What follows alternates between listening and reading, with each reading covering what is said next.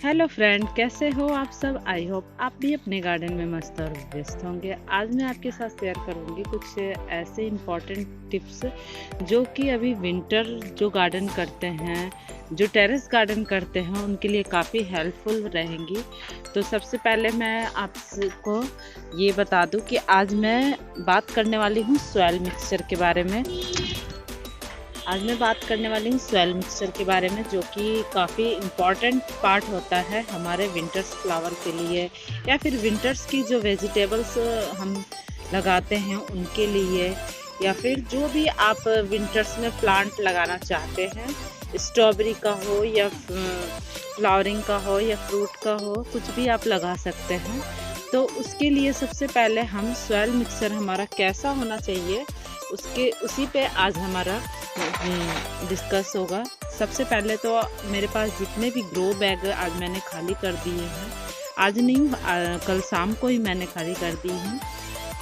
इसके जो क्रिसेंथेमम के फ्लावर्स हैं उनको मैंने कट करके साइड कर दी हूँ मैं, और उनके जो छोटे छोटे से पौधे थे जिसमें न्यू जर्मिनेशन आ रही थी उनको मैं लगा दी हूँ।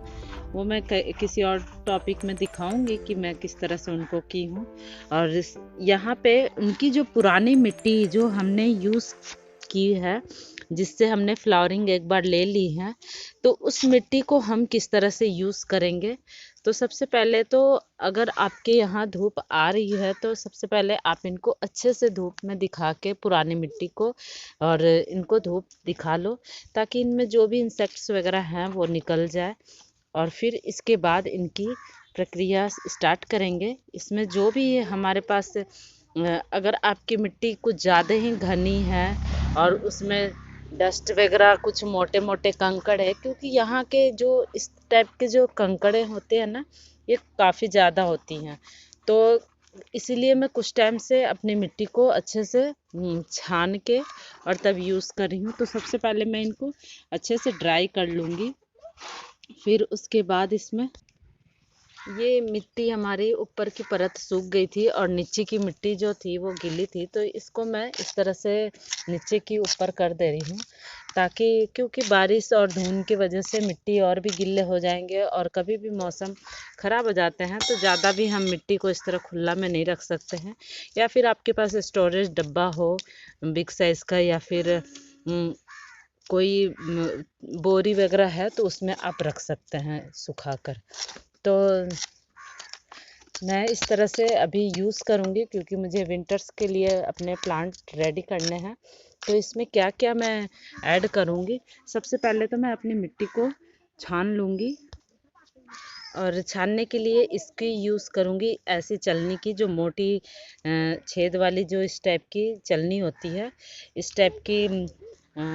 मैं इन्हीं को तो कुछ इस तरह से मैं अपनी मिट्टी को छानने के बाद फिर इसमें क्या ऐड करने वाली हूँ, वही क्या क्या ऐड करना है इसमें वो मैं आपके साथ शेयर करूँगी। देखिए काफ़ी सॉफ्ट मिट्टी हो गई है, और इसमें आप देख सकते हैं मैंने जो कोकोपीट मैंने और भी किसी में मिक्स किए थे वो भी है।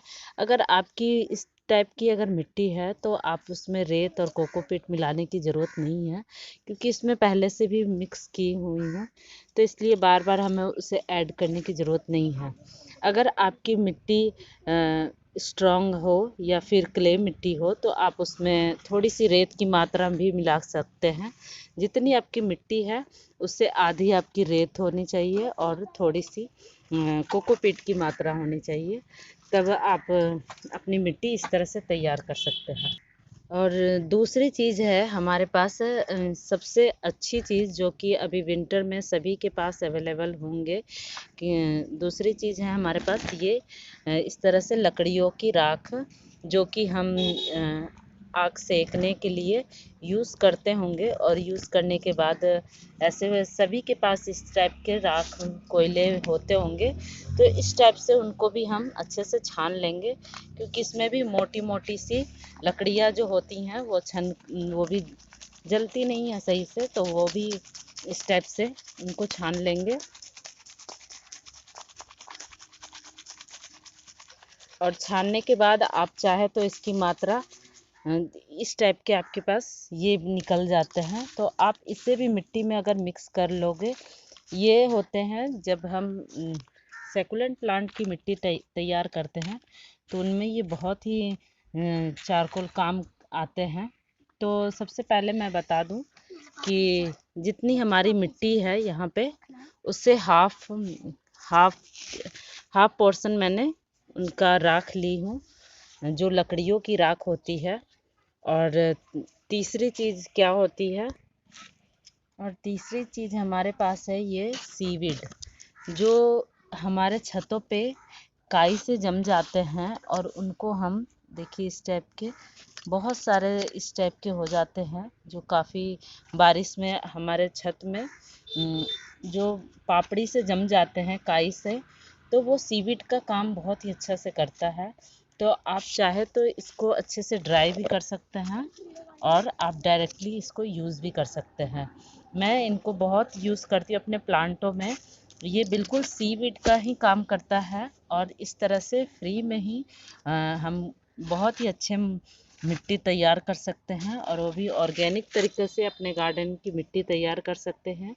इस सॉइल मिक्सचर में आप चाहे सब्जियां ग्रो कीजिए या फिर फ्लावर ग्रो कीजिए या फ्रूट ग्रो कीजिए, बहुत ही अच्छे से चलेंगे, क्योंकि ये बहुत ही ऑर्गेनिक फर्टिलाइज़र है और इसमें कोई भी इनसेक्टिसाइड नहीं है। देखिए, आप इसे चाहे तो इसको छन्नी की मदद से इस तरह से छान भी सकते हैं और इसे सुखाने के बाद आप स्टोर करके भी रख सकते हैं। तो इतनी अगर 1 से 2 मुट्ठी आपके पास सीवीड का होनी चाहिए। तो मैंने इसमें 5 चीज़ मिक्स कर ली हूँ। ये है हमारे पास राख, और मिट्टी में है हमारे रेत और कोकोपीट, और सॉइल मिक्सचर हमारा वही पुरानी मिट्टी है जो गमलों में यूज़ किए हुए हैं। और इस तरह से सीवीड की मात्रा मैंने रखी है। और चौथी चीज़ हमारे पास है ये नीम खली, जो कि मैं बहुत ज़्यादा ही यूज़ करती हूँ अपने प्लांट के लिए और कंपलसरी भी है ये। तो इस तरह से आप 1 से 2 पॉट के लिए इतनी 1 से 2 मुट्ठी काफ़ी है। और ये इस तरह से आप नीम खली को भी आप मिक्स कर सकते हैं। अगर आपको ऐसा लगे कि इसमें आपकी मिट्टी ज़्यादा हल्की हो गई है तो आप इसमें थोड़ी सी मिट्टी की मात्रा और भी मिला सकते हैं। छठी चीज़, जो घर में फ्री में ही ऑर्गेनिक तरीके से जो कंपोस्ट बनाते हैं हम, वो भी अगर आपके पास तैयार है तो वो भी आप ऐड कर सकते हैं। तो मैं तो अभी उसको ऐड नहीं कर रही हूँ, क्योंकि मैं उसका लिक्विड फर्टिलाइज़र ही यूज़ करती हूँ। और छठी चीज़ है मेरे पास ये चाय पत्ती के सूखे हुए खाद है, जो कि काफ़ी 1 से 2 हफ्ते इनको अच्छे से सुखा लेने के बाद, इसे तो छानने की ज़रूरत नहीं है, काफ़ी सॉफ्ट होते हैं और इसे आप डायरेक्टली यूज़ कर सकते हैं। और फिर उसके बाद आप अपनी मिट्टी को बहुत ही अच्छे से इस तरह से मिक्स कर दीजिए। और फिर उसके बाद ये विंटर फ्लावर्स लगाने के लिए, या फिर विंटर्स की सब्जियां लगाने के लिए, या फिर फ्रूट लगाने के लिए बिल्कुल रेडी है। तो आप चाहे तो इससे बहुत ही हेल्दी प्लांट जमेंगे और बहुत ही नेचुरल तरीके से, बिल्कुल ऑर्गेनिक, कोई भी इसमें केमिकल नहीं है। और सारे हमारे एक भी पैसा मैंने इनमें कुछ भी इन्वेस्ट नहीं किया है। नीम खली हमने सिर्फ लिया है और कोकोपीट, बाकी हमारा जो भी है तो वो हमारा फ्री में ही है, जो कि हम यूज़ करते ही हैं और आप सब भी यूज़ करते होंगे। तो इस तरह से हम उनको मिक्स कर लेंगे।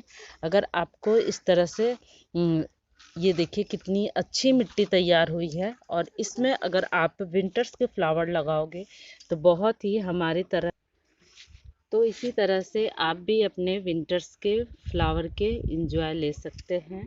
और उनकी जो फ्रूटिंग की जो टाइमिंग है वो भी बहुत ही अच्छी चल रही है, तो उनकी जो फ्रूटिंग भी आप इसी टाइप से ले सकते हैं। देखिए इसमें फ्लावरिंग भी आ रही है स्ट्रॉबेरी में, कुछ में फ्रूटिंग आ रही हैं। तो इसी टाइप से जितने भी हमारे यहाँ पे भी स्ट्रॉबेरी लगाई हूँ, लगभग सभी में धीरे धीरे फ्लावरिंग आना शुरू हो रही हैं। और जो भी हम सीडलिंग प्लांट लगाते हैं उनकी भी ग्रोथ काफ़ी अच्छे से होने लगती हैं। अगर आप ये मिट्टी को एक एक चम्मच सारे प्लांट में डाल भी दोगे तो भी आपका ये प्लांट अच्छे से ग्रो करेगा। तो इसी तरह से मैं अपना फ्री में ही ऑर्गेनिक गार्डन किचन तैयार करती हूँ और फ्लावरिंग प्लांट के लिए भी तैयार करती हूँ और इस तरह से फ्रूटिंग प्लांट के लिए। तो कैसा लगा मेरा ये वीडियो बताइएगा ज़रूर और लाइक शेयर सब्सक्राइब करना मत भूलिएगा। Okay friend, bye. फिर मिलूँगी नई वीडियो में नए टॉपिक के साथ।